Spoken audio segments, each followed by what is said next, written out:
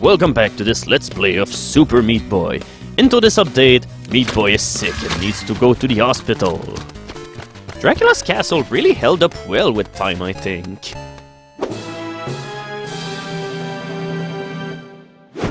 Welcome to the first world of the game, which looks sinister even when you're into the light world. This is quite an accomplishment. So, without any further ado, let's play the hospital. And you're coming along with me, Meat Boy. Since we're into a new chapter, we have to deal with brand new hazards now. Our main hazard into this chapter is biohazard littered everywhere. Yeah, your main adversary here is used syringes, which are littered all over the place. Just in case you didn't find the game to be gross or nasty enough. And yeah, by the way, it's possible to jump straight from the ending platform, but unfortunately I missed it. Say hello to a level which makes me want to play like a total moron, as you can see here. Because yeah, this level is just a huge drop, and basically what you want here is just to drop down and do a last second grab at the bottom of the wall just in order to show that you're in need. But unfortunately, most of the time you end up looking like a moron if you do that. What you do is you jump from side to side here in order to make things go very slow and safe. But come on, I'm not here in order to play safe. We gotta storm through this the fastest that we can. This level can be tricky because, as you've noticed, there's a whole lot of biohazard littered all over the ceiling, which means instant death, so you have to do short jumps in order to avoid all of the saws. We get the prerequisite thing to find in every single platforming game out there: fans. And once again, the game will expect you eventually to make very good use of them. We're talking about jumping through them in a very specific way so that you can gain as much or as little altitude as possible, stuff like that. I really like this level, even though it's so full of nothing, as the title says, because you can speed all around the place like crazy, and it's always fun to jump all around the place with those huge fans which are blowing you all around. But if you don't want to spend as much time, here's a quicker way that you can use in order to finish the level. Yeah, you can simply use this fan in order to reach the exit even faster. But sometimes the fans can be an hindrance, not into this one case, but here you have to jump here, and the biggest danger is to jump straight into the fan whenever you're trying to fight your way against it.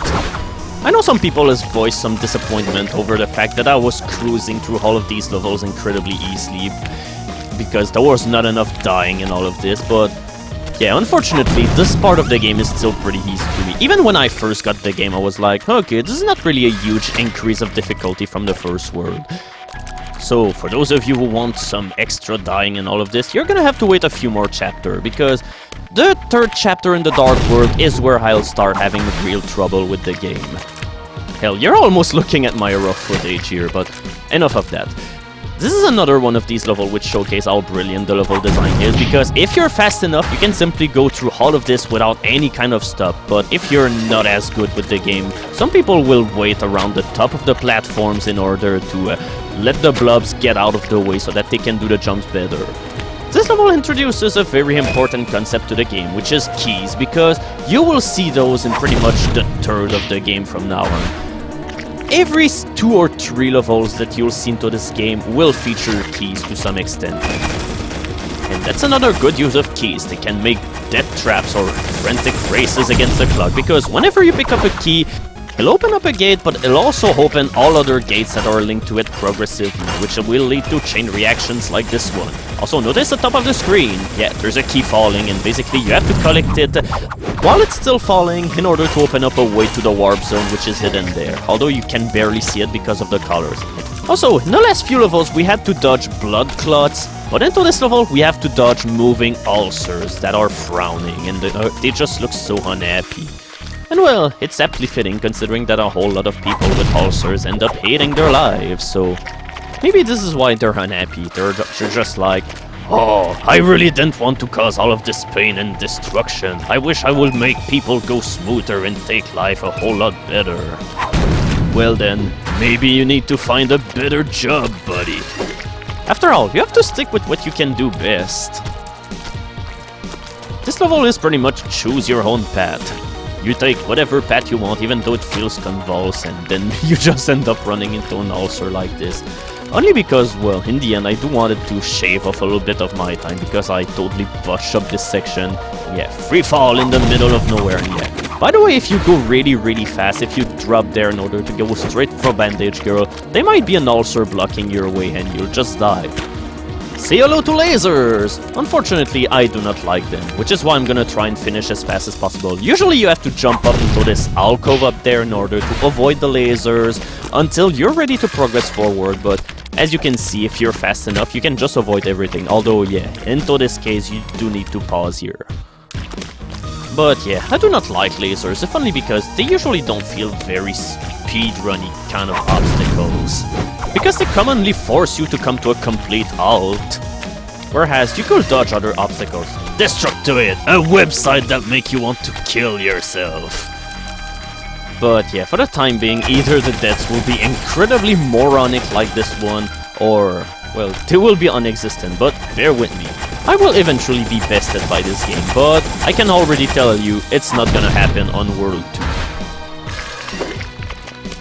Here comes a level in which I usually don't mind lasers too much, because you don't have to wait around a whole lot, and you can speedrun the thing, or maybe you can do that instead, but, well, you do whatever you want. Sometimes you just end up forgetting to hold the right direction key, or you just do the opposite and hold it way too much, which makes you fail your attempt at going forward.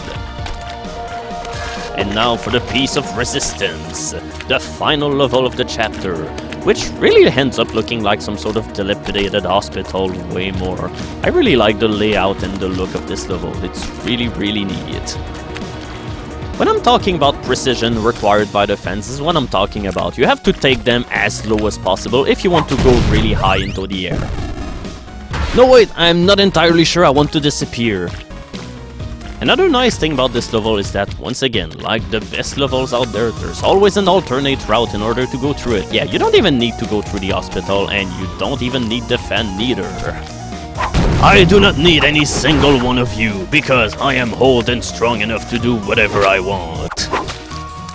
Okay, last time Dr. Fetus tried to hunt us with a Nomecidal saw machine. Let's see what he has in his tricks now.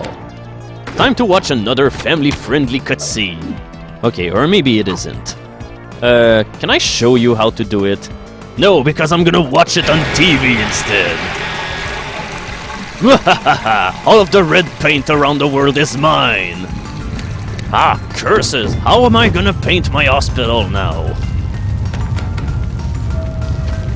And we win the boss fight, okay or not. When I'll be done with you, you'll have as much teeth in your mouth than I do. So, welcome to the Chad boss fight, in which you have to avoid him jumping around. And according to teammate, Chad's initial means something that, if it was revealed, the game's rating on the ESRB will have been changed to something far higher. So basically, you're in the unknown as to what it stands for. Honestly, to me, this boss fight is a whole lot easier than the first one, if only because all that Chad does is pretty much charge the screen from left to right, and basically your involvement into this fight is to collect the keys in order to make the blood fly higher, in order for you to finally do something. Why are you collecting those keys and making the blood fall? You will learn in time, you peasant. At some point through the development of this game, there was supposed to be an additional attack with this boss where he was unleashing a whole bunch of ulcer bubbles all around the level, but this attack was cut out. Warning, do not expose your red paint or your huggable red blob of blood all around the place to direct sunlight, because this will happen. Hey, at least we have to see things the right way. The boss didn't actually die, and he just ended up living a happy life. I wonder what Dr. Fetus is doing. I just noticed that Dr. Fetus wants to kill your girlfriend. Can I take her place? It will be a whole lot easier. Here, I'll just show you that I'm as good as her.